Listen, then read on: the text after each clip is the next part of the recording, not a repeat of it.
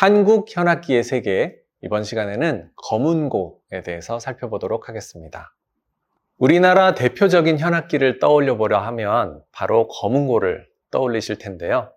그만큼 검은고는 한반도의 역사와 함께한 악기라 할 수 있습니다. 검은고에 대한 기록은 삼국사기 권 32 악지에 나타나는데요. 먼저 이 악기의 유래를 보면 처음에 진나라 사람이 칠연금을 고구려에 보내왔다라는 얘기가 나옵니다. 이후 고구려 사람들이 그 모습을 보고 이것은 악기이다. 이 사실은 당연히 알 수 있었죠. 그런데 연주하는 방법을 잘 몰랐습니다. 그래서 국왕이, 나라의 왕이 이 악기를 연주할 수 있는 사람에게 후한 상을 주겠다 했더니 제2상, 즉 나라에서 두 번째로 높은 분이었던 거죠. 그분이 연주를 하겠다라고 자청을 했습니다. 그래서 그 옛날의 기본 모양은 그대로 두고 법제를 바꾸어서 연주를 했더니 검은 학이 날아와 춤을 추었다 했습니다. 검은 학이 날아와 춤을 추었다. 그래서 이름 붙이기를 검을현, 학, 그리고 우리 검은고라고 하는 이 금, 우리말로는 고라고 합니다. 고금을 사용했습니다. 이렇게 긴 몸통을 가진 이런 악기를 고라고 하는데요. 얘는 우리 가얏고라는 명칭에서도 찾아볼 수 있습니다. 가야금 대신에 가얏고 이런 말씀 한번 들어보셨죠? 네, 그런 악기를 고라고 합니다. 마찬가지로 검은고의 그 고가 바로 이 긴 악기라는 뜻을 갖고 있습니다. 다만 한자 사전에 검은고금 이렇게 나오기 때문에 이를 검은고다 라고 단정해 버리는 경우가 있는데요. 이렇게 긴 악기 자체를 고라고 했지 그 금 자체가 검은고를 딱 찍어서 얘기하는 그런 의미는 아닙니다. 어쨌든 그렇게 해서 이름 붙여진 악기가 현악금입니다. 훗날 학이라는 글자를 생략해서 우리가 현금이라고 부릅니다. 즉 우리말로 하면 현금, 검은 고가 되겠죠. 네, 그 검은 고가 입에서 입으로 통하다 보니까 검은고 하다가 검은고 이렇게 굳혀진 그 악기가 바로 검은고입니다. 아까 그 제2상 두 번째 높은 분이 연주했다고 했는데요. 그분이 바로 왕산악이라는 분이고요. 우리가 아마 음악 시간에 많이 배웠을 겁니다. 왕산악, 검은고 이렇게 해서 막 그 단답형 주관식 문제를 풀었던 기억도 나는데요. 예, 그 얘기가 바로 검은고 삼국사기에 있었던 이야기입니다. 검은고는 역사적으로 약 4세기인 고구려 시대에 우리 음악에서 보이고 있습니다.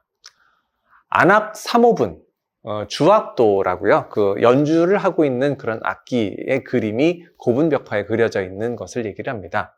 주악도에 나타난 악기, 또 길림, 중국의 길림성 장천 5호분 역시 고분입니다. 여기에 나타난 악기, 이런 악기들은 검은고를 나타내고 있는 것으로 알려져 있습니다.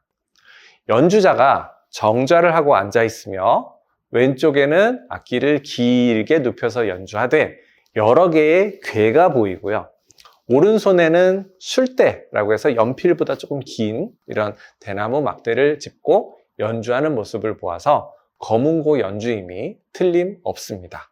또한 통일신라대에는 세 가지 대표적인 현악기가 있었는데요. 검은고는 그 안에 꼽힐 정도로 사랑받는 악기였습니다. 이후 고려, 조선시대와 근대시대를 거치면서도 검은고는 우리나라의 가장 대표적인 악기로 꼽혀 백악지장으로 불리기도 했습니다. 오늘날 검은고는 조선조 궁중음악의 연주, 풍류방음악, 민간의 무속, 무용음악의 반주, 그리고 독주악기, 또 나아가서는 창작곡 연주까지 매우 다양한 범위에서 널리 사용되고 있습니다. 검은고의 구조를 한번 살펴보겠습니다. 검은고의 나무는 오동나무를 사용하고 있으며 그 키는 약 180cm 정도 되고 폭은 약 30cm 정도 됩니다. 검은고를 높이 평가해서 악기의 머리를 부를 때에는 용에 빗대어 용두라고 했으며, 꼬리는 봉황에 빗대어 봉미라고 했습니다. 또한 악기의 앞판은 둥글게 곡경이 있고 뒷판은 평평하게 만들어 이 의미를 천원지방, 하늘은 둥글고 땅은 네모지다 라는 의미를 담고 있기도 합니다. 검은고의 머리인 용두 부분에서는 대모라고 하는 가죽을 붙인 부위가 있습니다. 원래 이 명칭은 거북이 등가죽을 말려 붙인 것에서 비롯됩니다. 그러나 지금은 소가죽을 붙이고 있습니다. 그리고 이 부위에 술대를 탕 이렇게 내려치는 방법으로 연주를 합니다. 술대는 검은고를 연주하는 작은 막대기인데요. 연필보다 조금 길고 대나무 재질로 만든 원통형 재료입니다. 이 술대로 가죽을 때로는 매우 세게 내려치고요. 때로는 살짝 연하게 연주하기도 합니다. 어쨌든 전통적인 방법으로서는 검은고를 연주할 때 반드시 이 술대를 사용해 오른손에 술대를 짚고 연주하고 있습니다. 검은고의 윗면에 보시면 총 16개의 궤가 있습니다. 이 궤는 연주자로부터 멀리 있는 것부터 제1궤, 2궤, 3궤, 4궤 쭉 해서 총 16개의 궤가 몸통 위에 세워져서 붙여져 있습니다. 이는 마치 기타의 프렛과 같은 역할을 하는데요. 손가락을 얹을 때마다 음이 올라가는 구조로 되어 있습니다. 그 연주법에 대해서는 잠시 후에 별도로 소개를 하도록 하겠습니다. 검은고에는 총 6줄이 있습니다. 그런데 이 6줄에는 각각 이름이 붙여져 있습니다.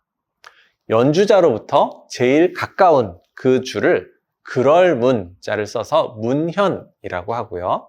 연주자로부터 가장 멀리 있는 줄, 그 줄을 무현이라고 합니다. 그래서 검은고는 문무를 갖춘 악기다 이렇게 얘기하고 있습니다. 문현 다음에 두 번째 줄을 유현이라고 하는데요. 놀유자를 써서 유현입니다. 검은고를 연주할 때 주된 선율을 만드는 줄입니다.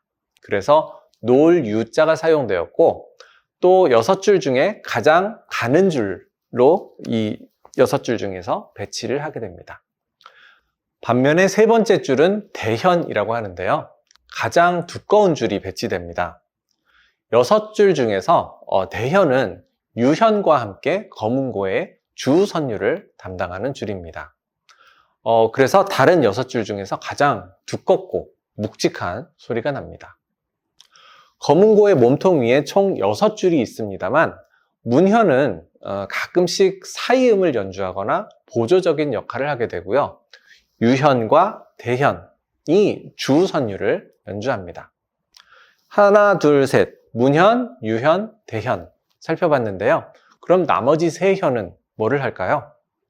검은고가 비록 6줄밖에 없지만 6줄 중에 3줄이나 똑같은 음을 냅니다.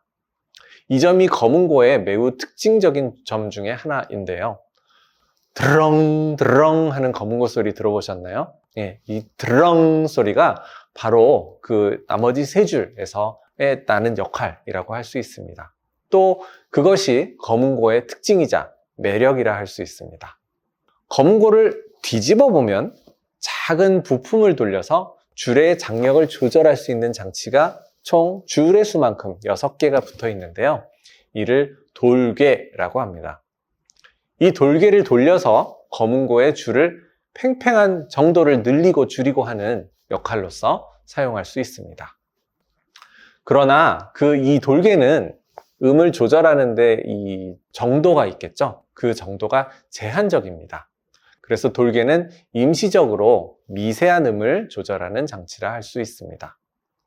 혹시 악기 줄을 새로 갈았거나 줄이 많이 늘어져서 줄을 많이 당겨야 될 때가 있습니다. 이럴 때는 전체 줄을 다 풀어서 그 검은고의 저 밑에 있는 부들을 풀었다가 다시 묶는 방법을 취하고 있습니다. 그렇게 되면 줄을 이렇게 당기거든요.